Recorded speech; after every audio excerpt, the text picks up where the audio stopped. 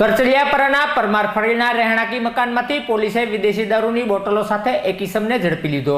Gangajaliya police મથકનો staff પેટ્રોલિંગમાં હતો તે વેળાએ બાતમી મળી હતી કે કરચલિયાપરા પરમાર ફળીમાં રહેતા કિશોરભાઈ ઉર્ફે કિશન મુકેશભાઈ મકવાણા તેના રહેણાંકી મકાનમાં વિદેશી દારૂ રાખ્યો છે। જે બાતમીના આધારે પોલીસે રેડ કરી વિદેશી દારૂની 72 બોટલ સાથે કિશોરભાઈ ઉર્ફે કિશન મકવાણાને ઝડપી લઈ ધોરણસરની કાર્યવાહી હાથ ધરી હતી।